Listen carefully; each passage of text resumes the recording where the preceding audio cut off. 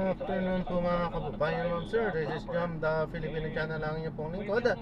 So today is May 12, 2026. At yung ngayon ay papunta dyan sa may BIR, Revenue District. Dito yan sa may Intramuros, Manila, Ermita, Manila. At dadalhin po natin yan sa may Nicanor Reyes Street, Barangay 395, Sampaloc, Manila. Disclaimer lamang po, content po natin ay kalsada at hindi ang passenger. Ano po? Makinig tayo ng mga nagbabagong balikat talaga yan. Depende yan eh. Whichever way the wind blows, pwede may mangyari. Yan ang sasabi natin. Kasi sabi ko nga, continuing ano yan eh.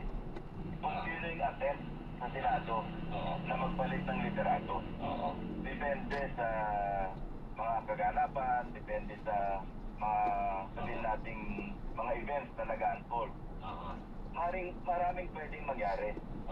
Pero kung ang 15 pwedeng matapos ng 9, yung 13 pwedeng matapos ng 11. Sabihin natin nag-abstain yung dalawa, pero as of yesterday, sabi lang, gusto lang nila maging independent. Yes.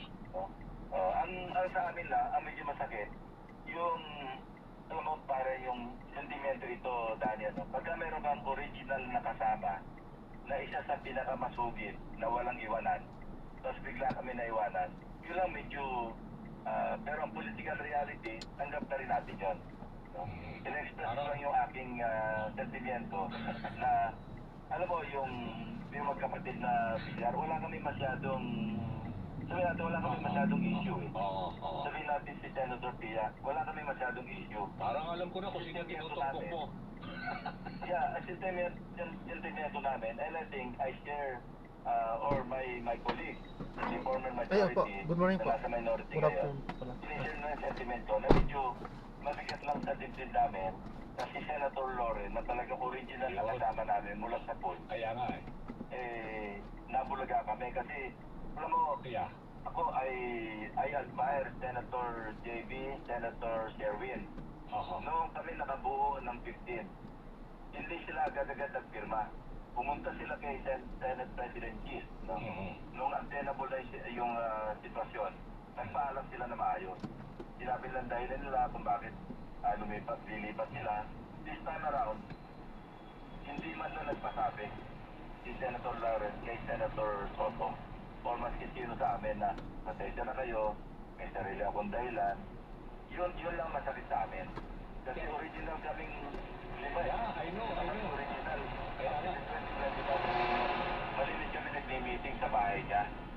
Nagre-recruit kami noon kung paano makakaupo si Senate President Soto, Senator Soto, pagbukas ng Kongreso, yung 20th Congress, na hindi nangyari agad. Tapos tuloy yung mga meeting namin, at kalimitan ng meeting namin, halos lahat sa bahay ni Senator Loren. Okay. Kasi alam ko naman Medyo na-express ko na yung sentiment ko, which I think my colleague, in the former majority, Oo naman, kasi naglolo ko yung signal ko eh. Hindi ko alam kung saan tayo pupunta eh. Kasi alam ko close sila eh. Kasi ako naka-assign pa ako nun sa Europe News Bureau. Alam ko close na sila eh. Nakakasabi natin nagulat din ako. Siyempre sabi nila, isa kayo doon sa mga nabulaga, no? Doon sa numbers. Pero yung isa, si Loren Leganda na makasama ngayon ng majority, nagulat kayo. Tapos siya pa ngayon, ang naging Senate President Pro Tem na dating posisyon nyo. Di ba? Senator Ping. sa akin walang bagay sa akin yun eh. Kasi hindi naman ako atas na maging prophet. Hindi naman ako atas din na maging Senate, yung Blue Ribbon Committee Chairman. Sa akin, ina-express ko, posibleng hindi lang ma-express ni Senator Soto yung na-express ko ngayon. Pero I can feel him na gano'n ang kanyang sentimento. Kasi mas close sila ni Senator Lawrence kaya sa amin. Sabi mo nga, nung panahon pang nasa Europe ka, yung alam ko, nakita ko yung friend yung talagang very, very close. At kami talaga nagsimula kami nung pa nakaraan, nung inupo namin si Senate President Enrile. Kami ang magkakasama. Senator Lawrence, Senator Bingo, kasama pa sina Senator Mar, Senator Soto. Kami rin yung magkakasama doon. Ganun pa tagal ang pinagsamahan namin. Hindi ko inaalis na bumoto siya sa kabila. Nasa akin lang, na sentimento lang, sana nakapagpasabi muna Masabi. bago siya bumoto. Okay. Hindi yung nabulaga kami na wala ka na para sa amin. Mhm. Pero yung pinaka-obvious naman, kaya siguro siya nag-shift ng alliance dahil na rin siguro sa kinakaharap na problema ng anak niya na si Congressman Leon De Viste, di ba?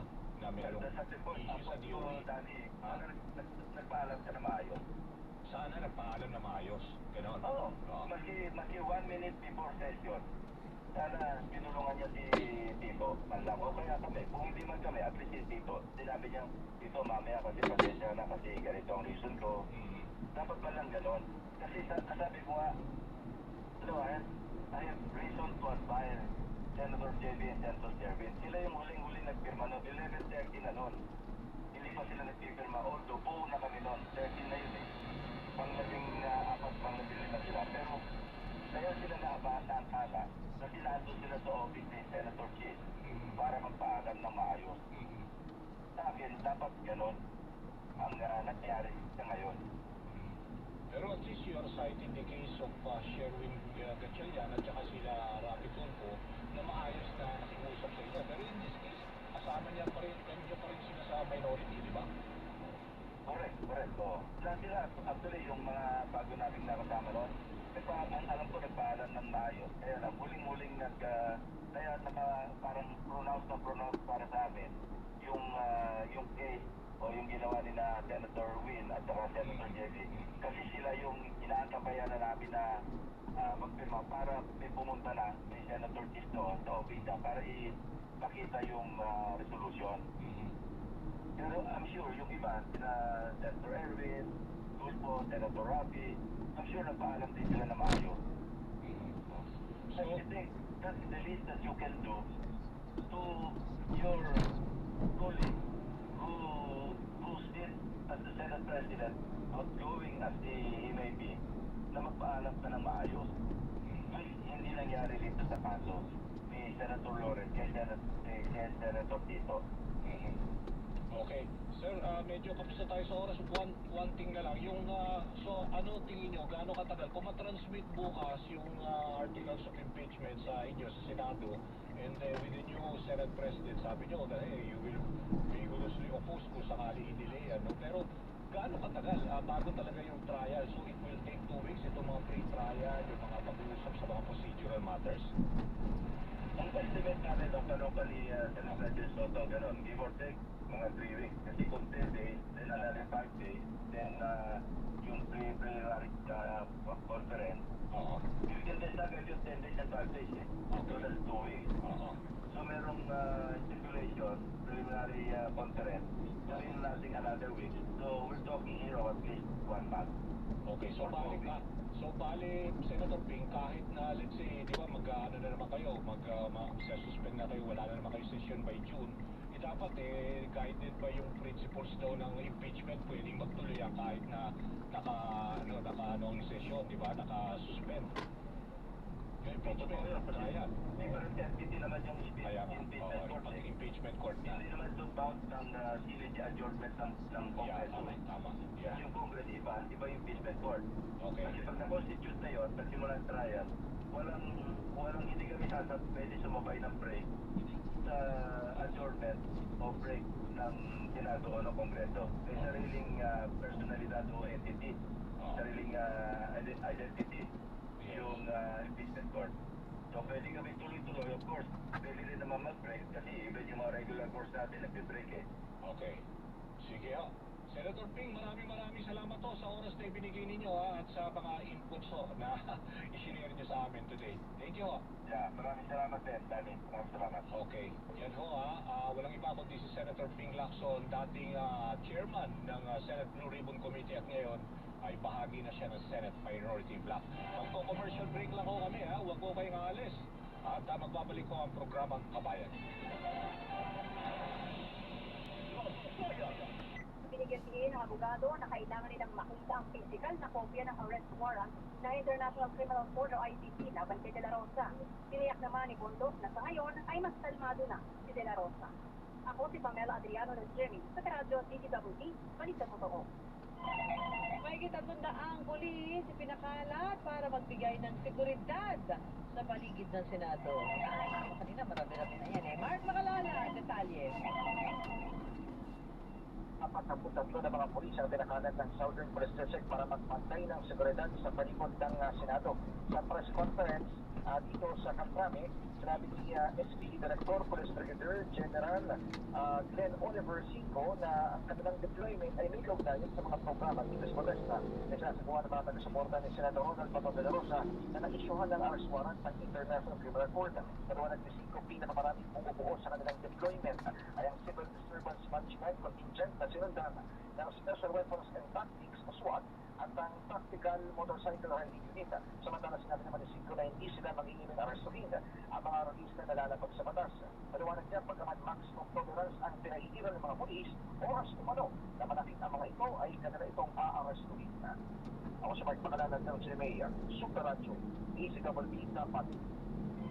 Mga sakay ng cruise ship na nagkaroon ng hantavirus outbreak, nakababa na unang barko ay sa World Health Organization. Si Manny Vargas sa magdidetalya. Manny?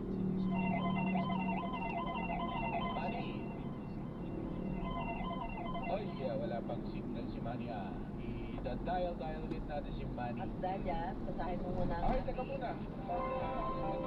Hantavirus manuli muna tayo. May tulian ha. Magkakaroon ng libreng tuli ang Jeff. Kay Benastor, Mandaluyong City. Sa 2025, Hindi ka po, hindi dapat gamitin paggamot. 26, sa inyo pong pagkatiwala, patuloy tayong nakapaghahalin ng nauunang balita at serbisyo publiko sa bawat mamamayang Pilipino. Maraming salamat po sa kapamamagitan. Basta AM, DCMN. Masaya, kapangyarihan ng mamamayan. Halika at talakayan.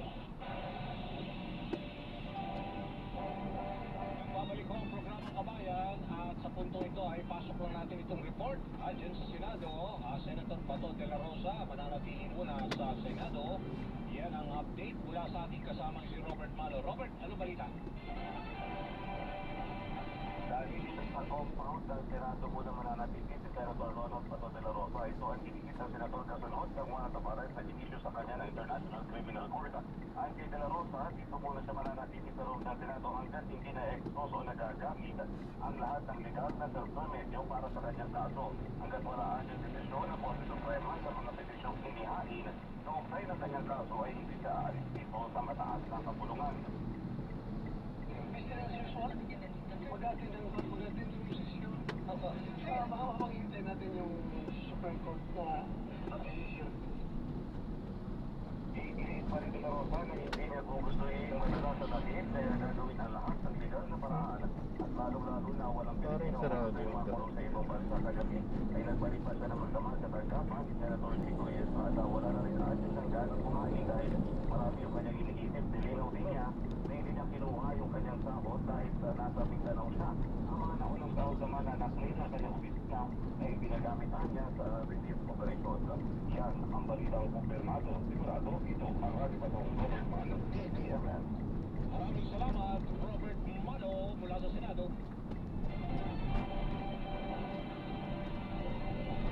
Nagbabalik ko ang programang Kabayan at ngayon dahil Martes ay meron mga ipapatupad ng mga dagdag presyo sa presyo ng produktong petrolyo.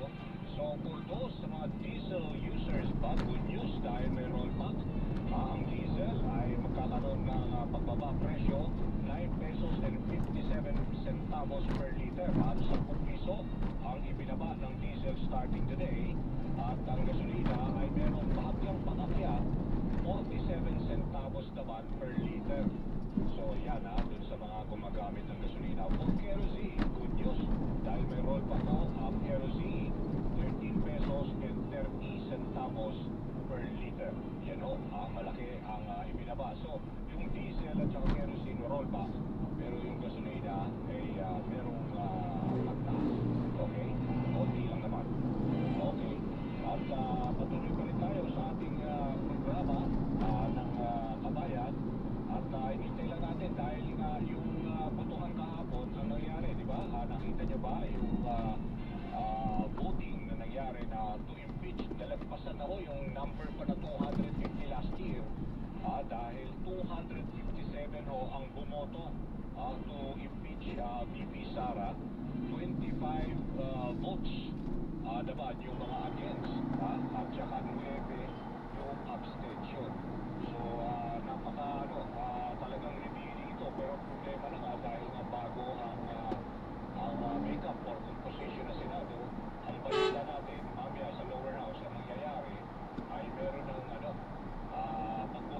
ibig sabihin pipiliin na nila sino yung mga members ng prosecutors, yung mga public prosecutors.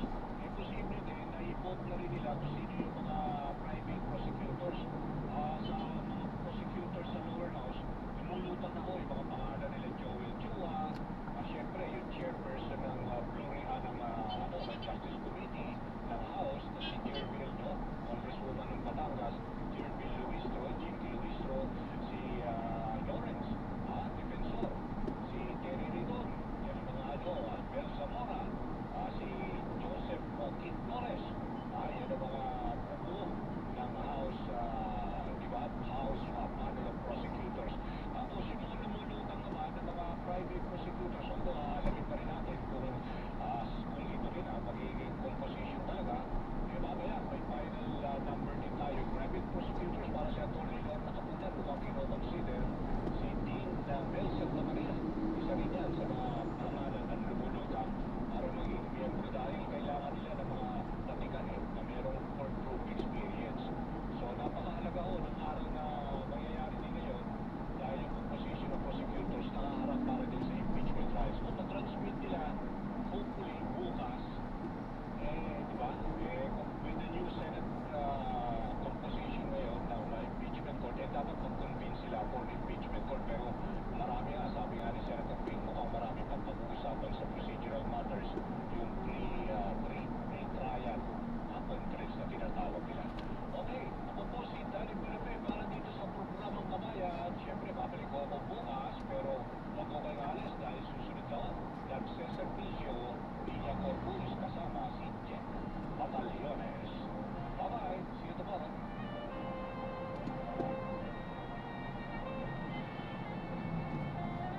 Buwena sa pasyon at Joel Reyes Ubel sa saksi sa Double B. At alas 9 hanggang alas 10 ng umaga, hindi paawat ang tampanang Arnold Claudio at Tony Season sa paglalatag sa mga isyu ng bayan sa one-on-one, walang personalan. Superadyo, DZBB, Prime Time. Pagbabalita, walang kinihilingan, walang pinoprotektahan, walang kasinungalingan, serbisyo, totoo lamang. Superadyo, DZBB, Prime Time. Para hindi mahuli sa mga balita, sundan ang mga social media accounts ng Superadyo DZBB. Mag-subscribe sa aming YouTube channel at